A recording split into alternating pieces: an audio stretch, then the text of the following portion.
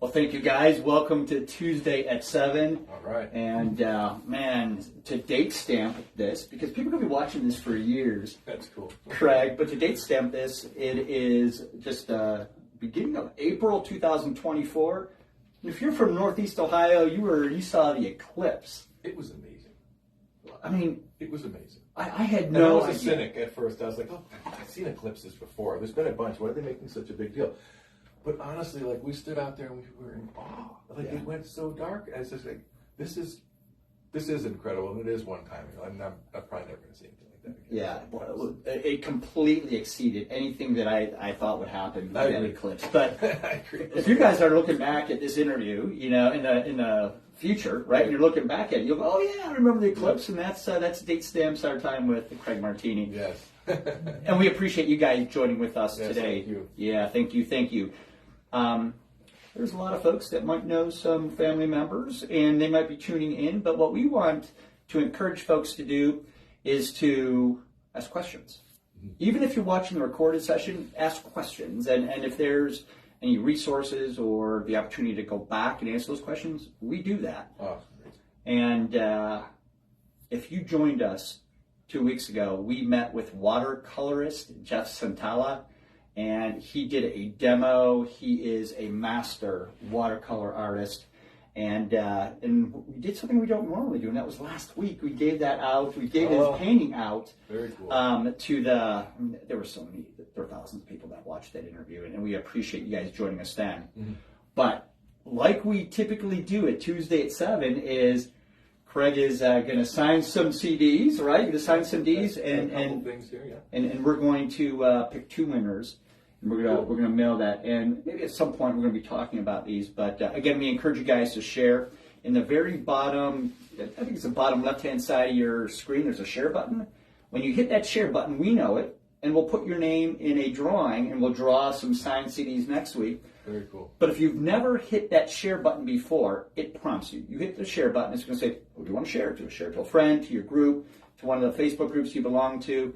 And again, your name will be put in the drawing. But man, I am excited to sit down with you, Craig. I'm excited to be here because, first of all, I have to say that for doing this thing Tuesdays at 7 for what did you say, 7 years? 7 years.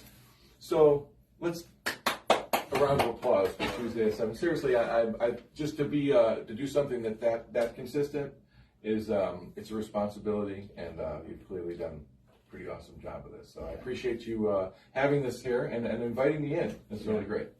And what's fun, what I've noticed over the years is that we all mix and work and collaborate and do work. And so I'm going to do a shout out, and I'm going to do shout out to Ed Douglas, who sent me a text yesterday. He goes, Craig Martini's the most amazing bassist that I've ever met in my entire life. And he was just like, I can't believe that you have him on the program.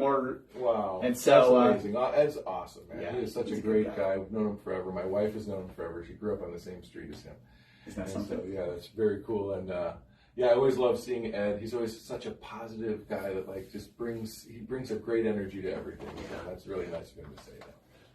And a great bass player too, and a great musician, and everything else. I mean, the Midnight Syndicates. I mean, how much more successful could you get? You be, yeah. It's amazing. Decades of putting out. Super proud of him for it, And he just flies under the radar. Nobody really knows he's doing it. This is good for you. I remember walking into Universal, and Midnight Syndicate music was playing. I was like, it's down here too, which is amazing.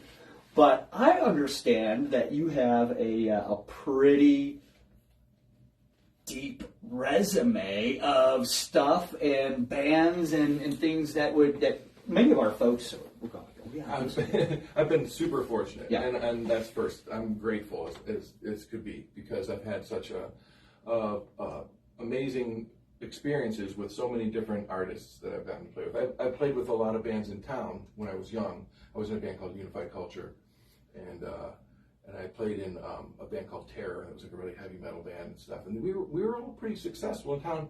And then I moved away. I moved out to Vegas, and I started playing just in a bunch of different situations out there. Yeah.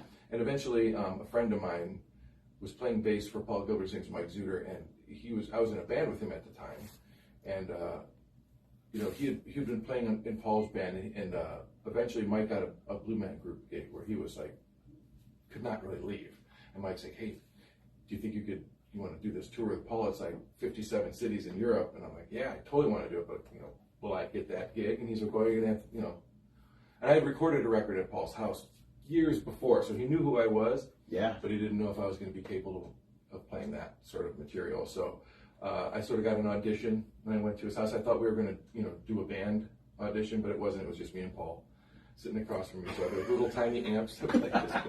And we played like Scarified and a couple of other things, and I got through it good, and I was like, oh, great, you know. And so I got to do that. So that was really awesome. I got to tour all over the place with Paul Gilbert. I got to do a record with him called Fuzz Universe, which is really cool. It's the way we recorded it was sort of amazing. Like Paul recorded all of his guitars to like a click track, and then he and the drummer Jeff Bowders went in and recorded bass and drums to those tracks to that click, and that's what that record is, Fuzz Universe. And it's really quite a cool record.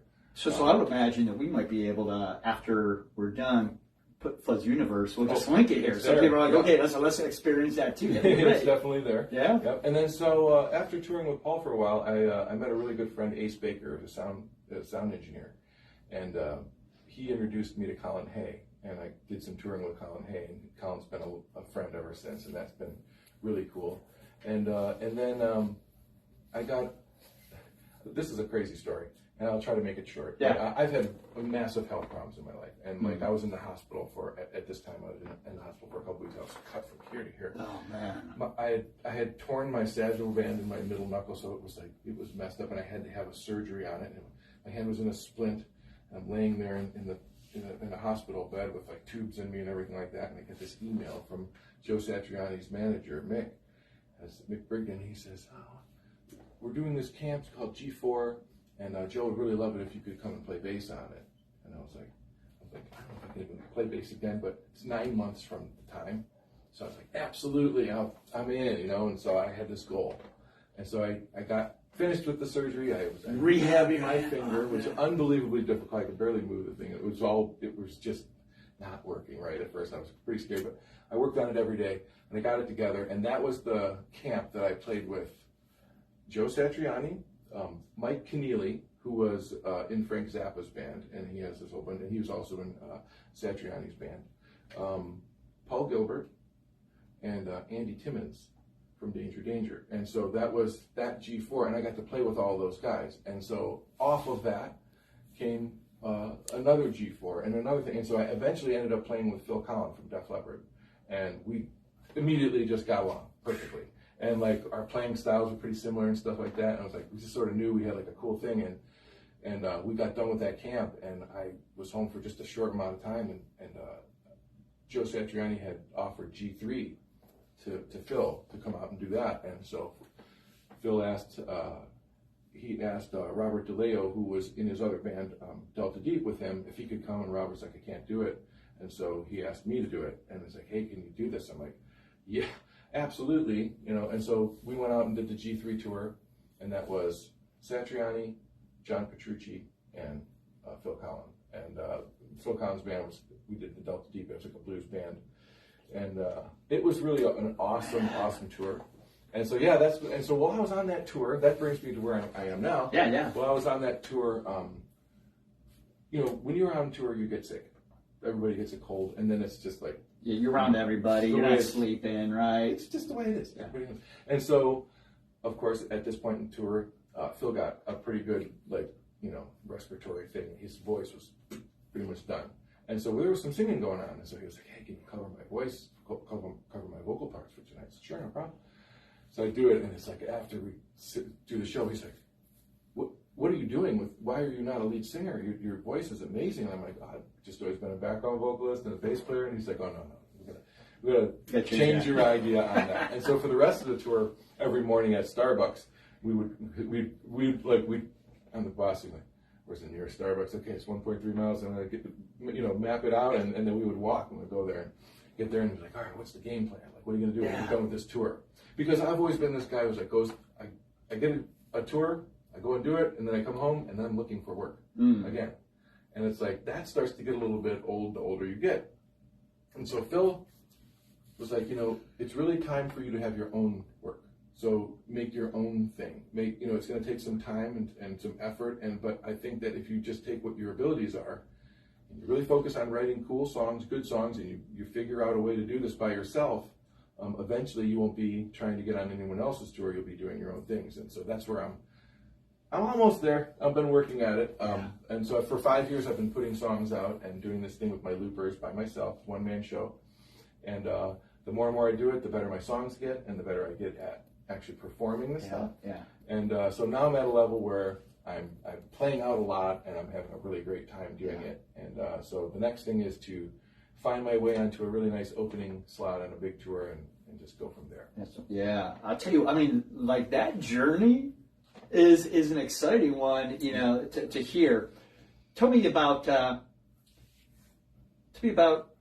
bass, right? So in other words, were you did you pick up a bass? Like, like what most kids pick up an instrument because we're forced to in middle school, right? No. Okay, so it was interesting because my brother Mike, he's my oldest brother.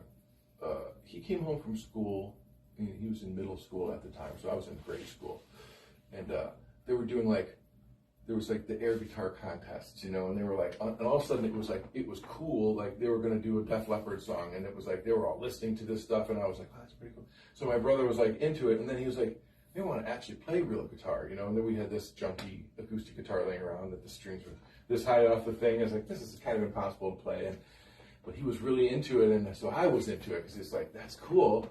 Did you see Def Leppard? Yeah, they did Photograph or something. It's really, way back in the day, right? Full circle. Yeah, exactly. And so it was that's something that I'm interested in too. And so there's the Sears Wish book, Yeah. And so Steve, my brother Steve, he's gonna get the drums. Mike wants the guitar, and I'm gonna play the bass. Because I asked before I will give my mom the credit for that because I was like, Mom, what can I play at? If he's playing guitar, I don't want to play the same thing as him. And she's like, oh, you should play the bass. My mom played the bass. So my grandmother was an upright bass player and a piano player. Upright bass? Yeah. And so my mom was like, you play bass? And I was like, she's like, but not that big one. That's true because I was 8, at the time. And she's like, and so she turned on some disco music and I could hear that. And I was like, that's cool. I'll take that. I'll do that. And so that set me on the journey to play bass. And I got the bass from the Sears Wish book catalog about 6 months later after we hounded our parents. We would just not stop. We wanted them. I carried around this little picture of this bass, just staring at it all the time. You're gonna find a way, manifest it into play. Yeah, and so we got those things, and I at first it was difficult and frustrating for me, so I wasn't all that dedicated when I was that young. But then within a year or so, I was I wouldn't put it down. Yeah. And then it's if I wasn't fishing, I was playing bass. Yeah. So that was my whole life. Now, did you realize that, that, here's my opinion. My opinion is, from my very small micro experience, is that the bassists seem to be multi-talented, right? They're the ones that all of a sudden they're going to throw up the keyboard. Danny Lee, to the keyboard. So there's an interesting thing that you develop as a bass player if you do it for a long time. You get the producer's mind. And the reason is you're sort of in between the rhythms thing where the drums are just playing basic rhythms, they're not playing notes, and then you have everything from guitars, keyboards, the vocals, and everything on the other side, and you're sort of in the middle of that. Yeah. So you're listening to everything, and you have to glue this stuff together. So it naturally lends you to being in this producer's mindset when it comes time to hearing. You as a bass player literally can hear everyone else's stuff because you're so focused, if you're doing it right. If you're doing it right, you're doing that. You're paying attention to the drums and you're trying to glue everything together. It's kind of to build a house, you have bricks and you have mortar and then you have all of your finish work. So the bricks are the drums, the bass player is the mortar that sort of holds the bricks all together, and then everything sits on top of that. And so as that role of a bass player, you just sort of you've got to kind of survey all the time. And so sometimes if you're in a position where maybe someone's not able to do it, you start to learn how to do that task. So in case that comes up when you're in the studio situation, if the person that's in there can't do it, then you find a way to get it done. Yeah. And so I think that may be what you're talking about. Randy Jackson's a really good example of that. Who he is. He was a bass player in Journey. Right. He was also the American Idol guy and a bunch of other stuff, but he's a producer. And because he's a bass player, he has that production role It works perfect. Some Marcus Miller's another one. I mean, there's a bunch of them that their production value is amazing, and it's because of that role they sat in, and they did it right. Before we leave the topic of you and your brothers each getting instruments, did you guys play together? Did you have your own garage band? When and we have were, like the did. Martini band? We first did. It was our first thing. We had a band called Outrage, and it was me, my two brothers, and this kid Frank Katina. Hi, Frank. I hope you're out there. I'll be out there. He's an awesome guy. I know he's out there somewhere. I haven't seen him in a long time, but he was our singer, and it was cool because his parents had this really nice house in a humongous basement, so we would practice in there, and it was the coolest spot. And his parents would throw this party at the end of the year every year, and they were like super Italian family, and like tons of friends that like all the same, and like they would do this party so everyone would come, and they let us play. And I'll never forget that I was probably like 11 years old, and we're on this back porch, and there's as far as I could see through this guy's back, there was all these people, and it's like, we're about to play Black Sabbath. But we did it, and everyone cheered, and it was fun and everything like that. So yeah, we did start off as, as the Martini plus one, right? Yeah. And then eventually Steve, he didn't play drums anymore, but Steve is playing drums now, and he's a very good drummer now. So he picked it back up. So that's pretty cool. So both of my brothers are very musically inclined, very artistically inclined, as you know. Steve and I go back decades, and Steve and I miss seeing him. Yeah. For those who share this interview, and if you're catching it halfway in between, if you share this interview, we know it, and we're gonna put your name in a drawing for. Awesome. You do two giveaways. You want to do a quick signature of the first giveaways? Let's do it. I have a Unified Culture Contraband CD, which. Tell us about this one here. This one it's kind of hard to find.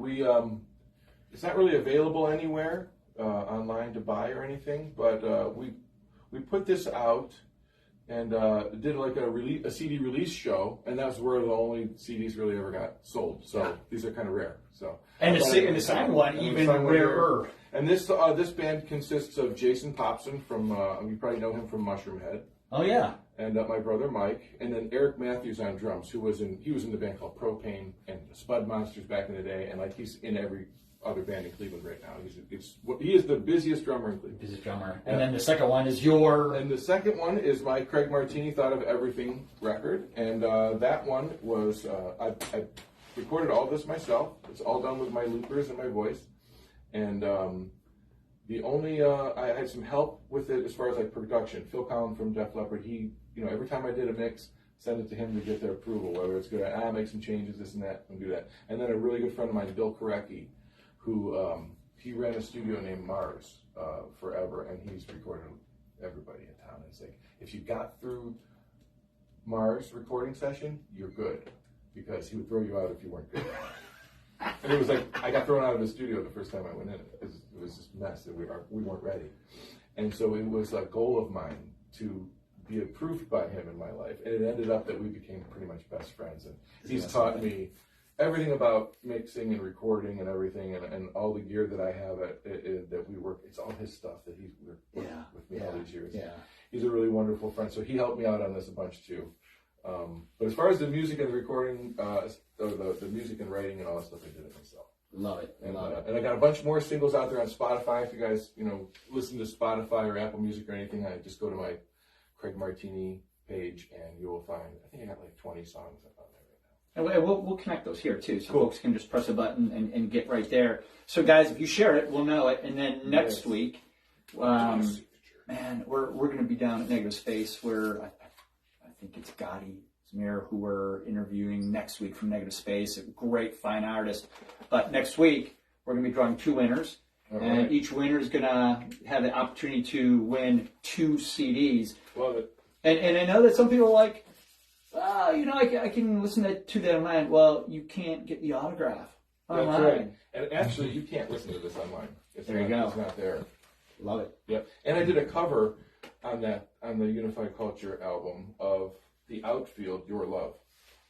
So that came out pretty cool. And another bit of trivia about that is the drums. The actual drum kit that's played on the recording that we did, Eric Matthews played drums on it, but he got those drums from the original drummer from The Outfield. So there's probably the same drum set that recorded the original version of that song is the one that we did it with too, so it was kind of cool. And I don't know enough about drums, but there's probably a sound to it that carried from the original to the... And Eric did such an awesome job of copying the drum parts. It sounds perfect. Yeah. It's really cool. And that came out awesome. So, at some point, you took this bass and you went upright, right? Because your grandmother played bass, upright bass. Right. And so when did that happen? Was that like later in kind of hipster 20s? It had nothing to do with anything like that. It was a necessity. I lived in Vegas at the time.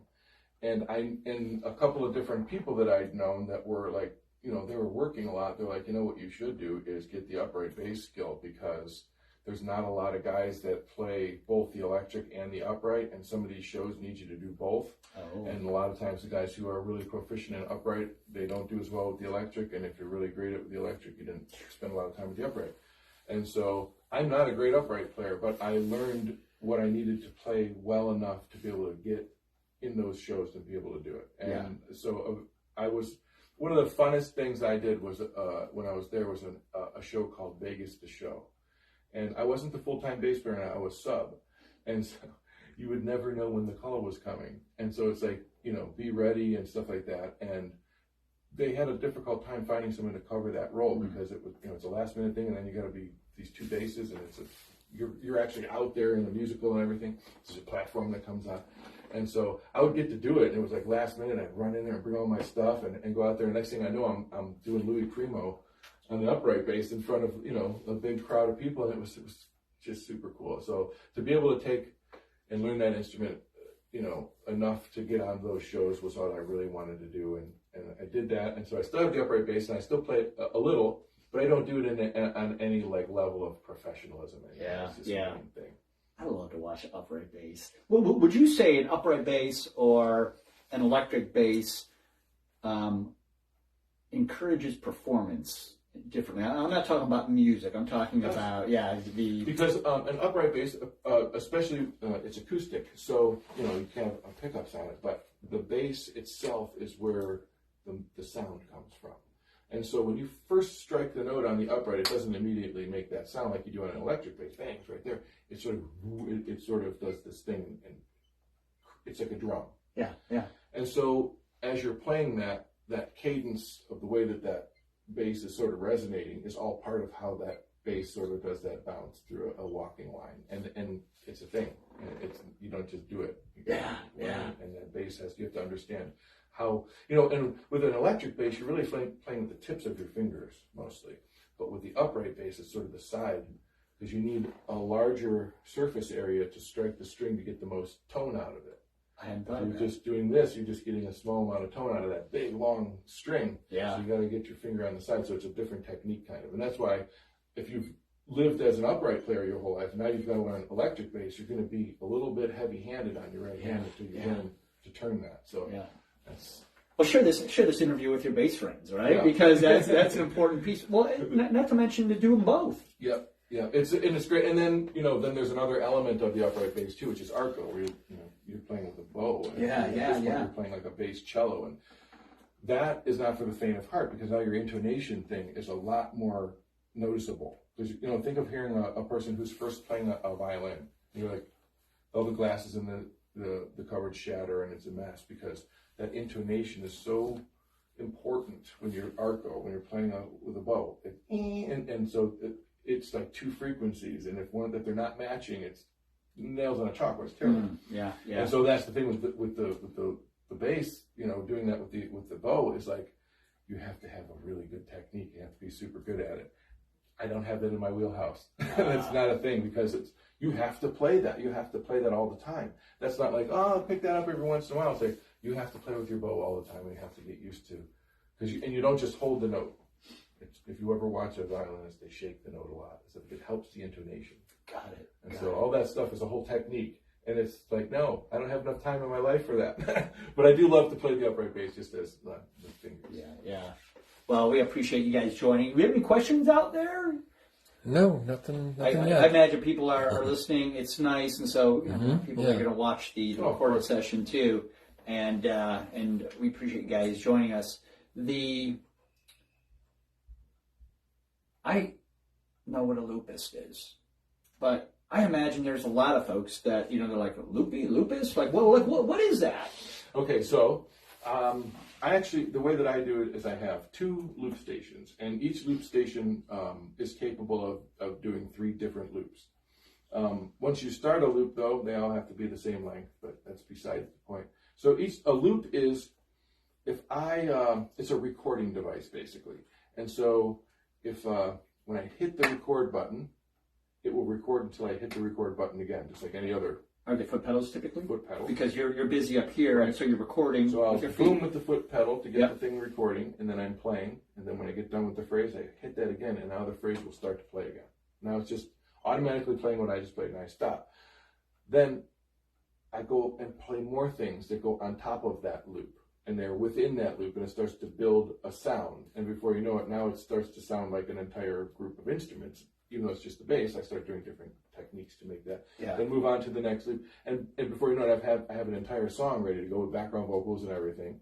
And then I just perform the song by changing the parts with my feet and playing some parts by hand, and I'm singing and recording background vocals and stuff like that. So the loopers are basically just pedal operated recording devices that you have to play everything in time so that the loops feel good. Yeah.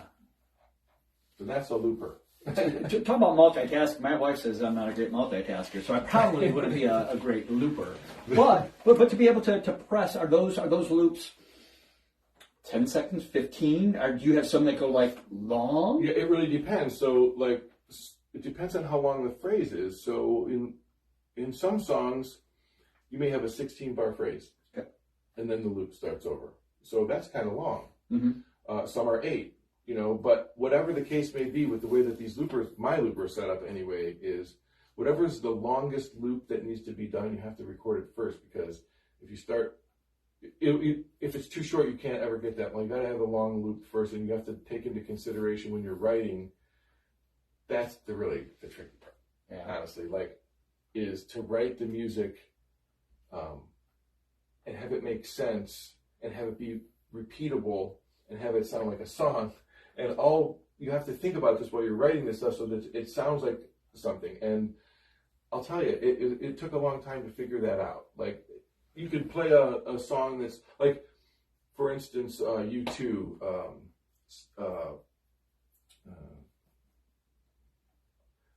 what's the name of that song? Their ballad, their huge ballad from Joshua Tree. Slide of hand and twist of With or without you? Yes. With or without So you? that song is one part the whole time. It does the same chord progression the entire time. So as a cover looper artist, that's a perfect song to cover, because you can play the one chord progression, and the only things that really change are like the guitars change. And so the other 2 loops, you can put the guitar things and change them and sing over the top of that. That's great. But if you take a song that's got like 9 parts in it, and you've got 3 parts on your looper that you can change through, you're going to have a difficult time performing that song or recording those loops. So generally that doesn't work. So when I'm writing in the loopers, I have to take in consideration that I only have so much ability for part changes, and then I have to be creative with what I'm doing to make the parts change over the top of what that is. And so that's really the thing that takes the most time. That's the spinning plates in the looper's life, which is figure out, how to piece it all together and have it sound cool. And have people just be able to uneasily just watch it, just go, that sounds nice, it's great. And watch this person play an instrument. And before you know it, it sounds like a song. Yeah. And no one's got an upset feeling over the situation. Like, what's going on there? It's just like, they're just, all of a sudden it's a thing. And it's like, you almost sneak it in on them. Yeah. And so that's the trick. And if you can do it that way, where you sneak it in, and before you know it, it's a song, and that's cool. The idea is that eventually, when people know my songs and they're coming to watch a concert to see those songs, they're going to recognize a part and go, I think he's building that song. Oh, shit. And then everybody knows, and that's kind of like what the fun of it is. Yeah. So then that's starting to go pretty good. The more people know my songs, the more fun the thing is. And getting into opportunities where people don't know my songs is actually quite cool too, because that gives me a chance to be out sort of on my heels and sort of like try to win people over with something that they've never seen before. Yeah. And it's a weird concept because it's just a bass, 4 strings. And, generally that's not playing an entire spectrum of sound, but that's what I try to get out of it. So you go from singing for Def Leppard. Oh, I played bass. As their backup. But what's funny is I never actually had to go on stage for them. Okay. I was always just there. I would get flown there, and then never ended up having to go. But I was always there, ready. Yeah. And, but it didn't mean you didn't know the songs as good as you needed to know them, and all the parts and background vocals and everything. Because when that call happens, you better be ready to go. And it would happen, but then it would always work out to where it's like I didn't end up having to do it. Yeah. And I was like, that's okay. Gotcha. That's okay too. But it was a lot of fun. Kim and I, we got married on October 1st, and on October 3rd, they had called and like, hey, we need you to come out to California. Some stuff going on out here. We've got a few more shows left. You're newlywed. I'm like, we just got married 2 days ago. I'm like, bring your wife. That's awesome. Bring Kim. I'm like, okay. And so we went, and they took care of us. They put us up in the coolest place, and just we hung out for a week, and didn't have to play any shows. But it was very cool. And those guys are super cool, good friends. Yeah. And, so I'm always happy. Anytime they need me, I'm happy to step up. Yeah. Whatever it is. For folks that are on the front end of their, let's say, their music passion, whether they're picking up the instrument in their 40s or 50s, or whether they're teenagers, like, what do I play? And grandmother played the upright bass, and you play. Well, what are some things that you give for somebody who's newer to music? Okay, so whatever instrument you're playing, what I would say to do with it would be to try to learn some songs.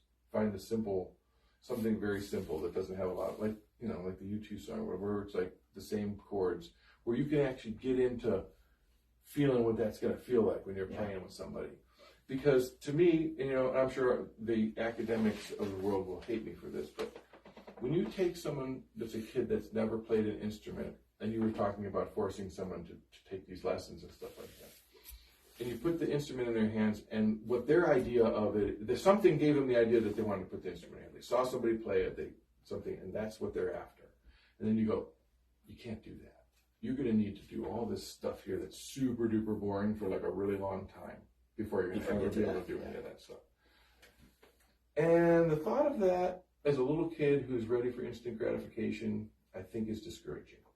And so my idea with it is that that stuff needs to be learned, of course, because if you don't learn that, you'll be musically illiterate and you won't be very good. But you need the incentive to go, I can play Tush by ZZ Top, and it's 3 chords. You know what I mean? Yeah. And like you can jam along to that, and that feels pretty cool. And it's like, okay, but I want to do the thing he's playing these neat solos. Well, you can't do that because you don't know this stuff yet. Now it makes sense. I need to know that so I can do that. Okay, cool. But like, I'm playing something, so I'm at least part of this thing. And so now I just need to do the other layers and get better so I can do the other parts that I think are super cool. And that gives somebody excitement and gives them an idea of where they're going with it. And so that's, I'm not a teacher, but I just know what works as a feeling. Yeah. And, you can see a kid get excited about something when you show them how you could do this. Come up at an open jam night. You could come up on an open jam night. You'd need 3 chords. And you could go on stage and play with some people. Wouldn't that be better than to stay in your room and go G, F, G, until your fingers hurt and it's not fun. It doesn't sound like a song. Like, I don't know. So that's my advice. It's great advice. Yeah. And I would imagine that, if you were an athlete, you might have your signs or your touchdown, dance or whatever. But a bassist or guitarist, there's probably some, There's always, your favorite guy does something. Yeah. And like, you want to do that, but it's like, I don't know, I just feel like music and art and all of those things, it's not required for you to be excellent at it, to do it, to have fun and participate. And I think that's where it gets like, it just gets funny because it's like, no, you don't have to be good to paint a painting. It could be the worst painting ever, but while you're doing it, you're having joy, you're having this art experience, you're creating something. It may be nothing that anyone else wants, but you're doing that. And that, to me, that's life. That's like what's the ultimate in the creator created all this stuff. So if you can do a little bit of creation, maybe you can have a little bit of that. Yeah. Oh my gosh, for sure. In terms of, there's a reason why you're still playing. right? And this, I would imagine that if you're talking about picking it up, back in, when you were young, with the catalog, wish list, you're still doing it decades later. And there's something that keeps you coming back. What is that something? So I don't think I'm done. Yeah. Like I haven't got all the music out of me yet. I don't know if that's ever going to happen. Yeah. Because the thing is that I was talking to my wife Kim about this morning. I got this dream put in my heart when I was very young. I didn't come up with it myself. It was just I just had this drive. I want to do this thing. It's like once I got it, once I knew what it was like this focus that it's like a lifelong thing that I'm trying to achieve, and you'll never be as good as you want to be, and you'll never write the best song, and it will never be perfect, and so therefore it's an infinite thing that will never be conquered, and I'm happy of that, because if it's conquered, I'm bored of it. Yeah, you know what I mean. It's like that's as soon as I'm like, I bowled a 300 game. I don't care about bowling anymore. Like, I shot a hole in one. I don't care about golfing anymore. Like as soon as I feel like, I did the hardest thing in the whole thing, I don't even want to do it anymore. Yeah. But in music, that doesn't exist. Yeah. It's just there's always somebody doing something better or new or different or something that is not, and you always strive for that, or you feel like that last thing I did was cool, but you're only as good as the next thing you do. And so you want to come up with something else different, and also part of music to me is to connect for people that maybe they feel they're alone in some thought or feeling that they have. And then there's a song that like says some words that are exactly what you thought. And like all of a sudden that's your song. That's why I write songs. I write them because they're my ideas and stuff like that. But what I want is for someone to make it their song. I want them to put their story to it. Like whatever the words are, make up your story to it. But connect to it. And so it's something. And it's like so many times in my life I've had that where I was like in a way, and all of a sudden I heard a song and the guy said something. I was like, or the lady said something. I was like, oh my gosh, that's exactly how I feel right now. And I listen to that song like on repeat. And because that's been given to me in my life through music, then I feel like the ultimate thing would be if I could provide that for someone else through music that I write. And so that's the other thing that keeps you after it. Yeah. I'm reading that Rick Rubin book, The Creative Act. Oh man, what a great book. Awesome. Great visionary, that guy. Yeah. Kind of amazing. Imagine that, sitting down with Rick Rubin, whether you're Red Hot Chili Peppers or Johnny Cash or Public Enemy, right? And you're sitting down and bringing out. He's making you realize what you're doing. That's the beauty of Rick Rubin is he helps you realize your vision. Yeah. He doesn't give you a vision. Mm-hmm. He's like, I see where you're going and you don't. And I'll help you angle that. And then it's like, to me, I love the Red Hot Chili Peppers, always have, but that record that he did with them, Blood Sugar Sex Magic, is so many leaps and bounds above any other record that they ever did. It's like, to me, it's not even close. Yeah, one of my favorite experience. And of course, I love Flea too. I love Flea. But Rick Rubin in that book, he one of the central points is that as artists, as musicians, as fine artists, as creatives, that we're conduits for creativity that comes from another space. I mean, sometimes we're here to grab it and record it. Would you say? I'll yes? tell you this. Yeah. If I have an idea and it doesn't really come together really fast, it's never going to. Mm-hmm. That's just the way it works for me, because it didn't come from where it's supposed to. I don't know how to describe it other than that. Like it's forcing. I'm forcing something, and it's like it's not sounding right. But then, and I'll pound it down. I'll beat my head into the ground trying to get it done, and then it's just like a week or two of just the same thing over again. It's not working. Yeah.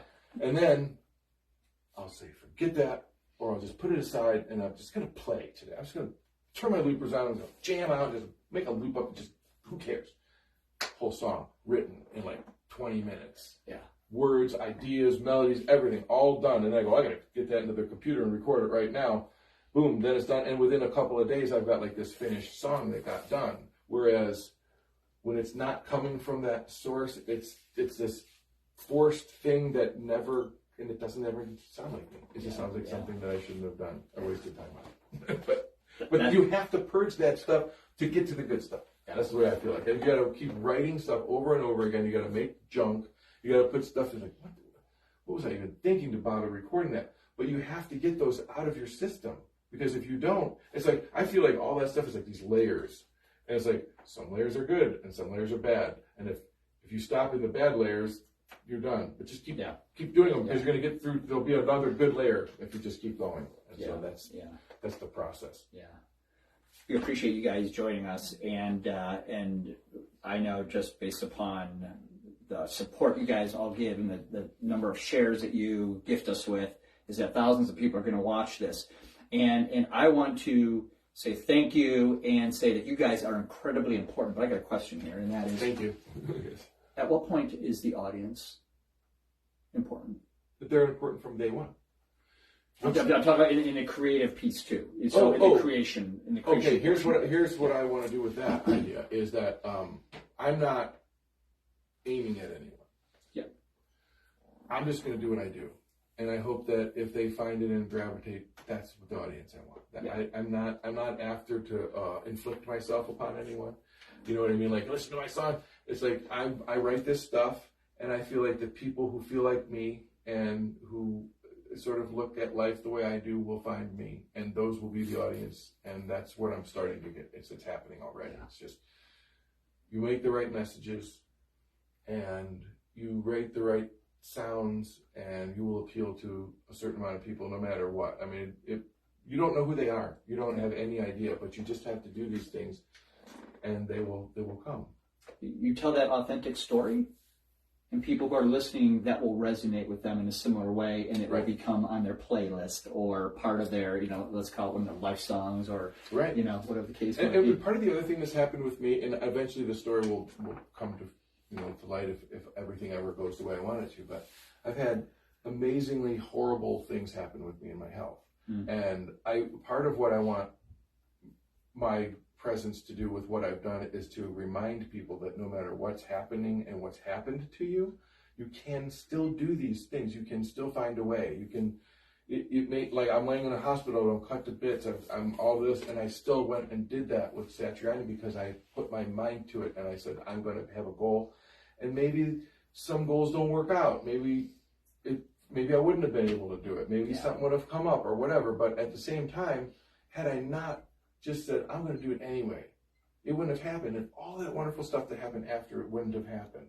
And so that's part of what I want my story to be. I want people to understand that you can have just unbelievably terrible luck with your health and with just so many other things that can happen in your life.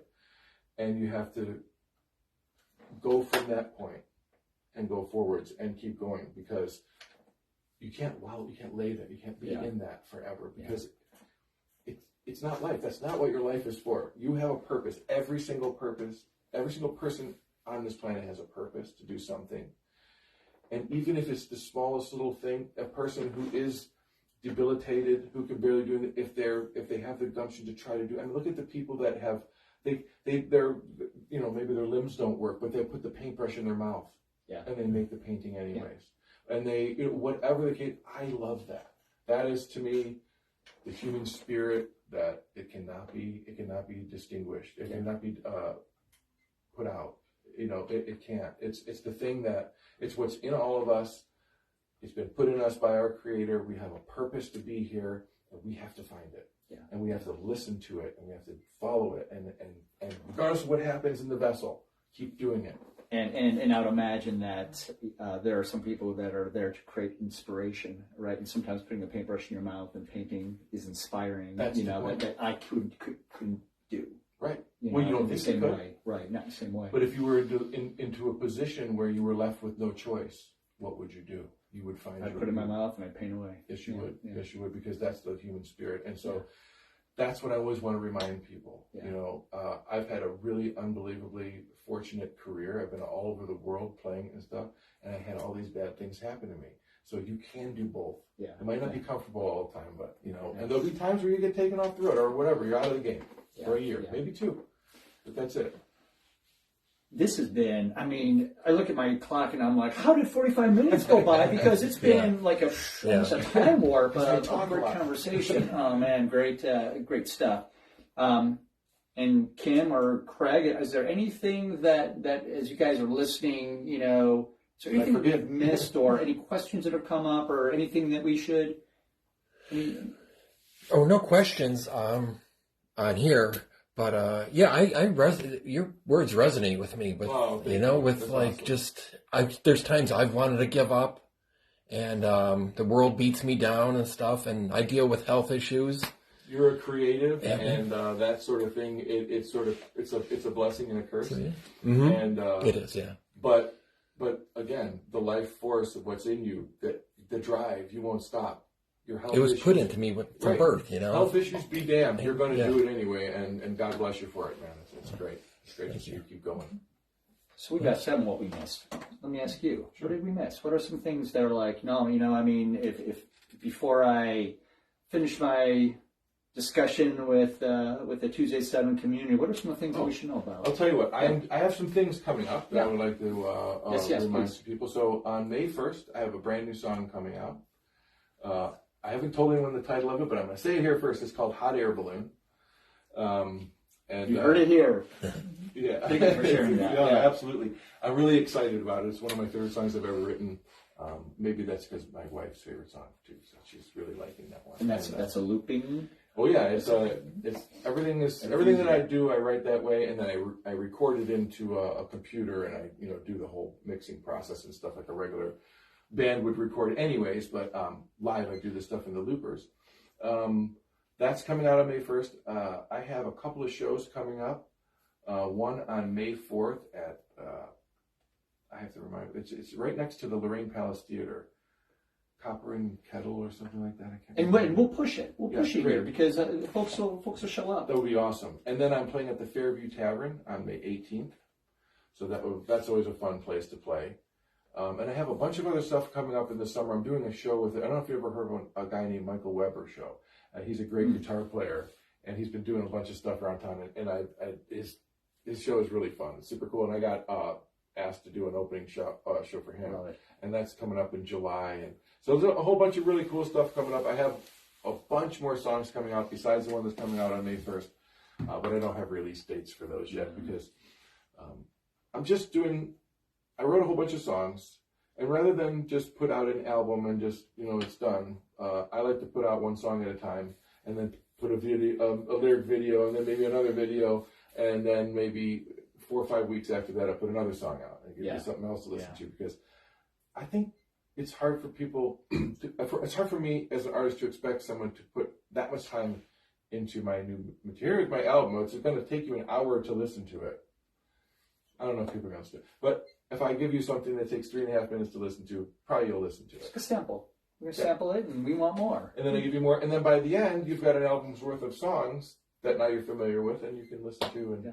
And I think that's kind of the way that a lot of people are doing it now. Yeah. But I still have a CD, of course, and I'm putting out 2 more. I'm going to put out 2 little 5-song CDs that from the songs that I don't have on the album that are just on Spotify and stuff like that. I'm going to put out a couple of CDs before the year's over. So if you happen to be one of the chosen winners, you're going to get one of 2 giveaways. Both of them are a CD pack. Both autographed. Yes. And but thanks for your generosity and sharing your story here. Thank you for having me. I really appreciate it, you guys. Really cool. Last question. Yes. Where do we find your stuff? What platforms? Anywhere. So Spotify. Okay. Apple Music, Deezer, iTunes, YouTube. I have a YouTube channel that I have a bunch of music videos on and stuff like that you'll get some enjoyment out of. Some of them are pretty funny. And basically, any place where you can find music, my stuff is there. Yeah. Well, thank you for sharing that. Guys, hopefully your name will be drawn next week when we're down at Negative Space. We've got great artists. We've had such great artists, over the past several months. Awesome. And we've got some great artists coming up. So thanks for joining us today. And guys, thank you for joining us as well. All right. Thank you all. Take care. Bye.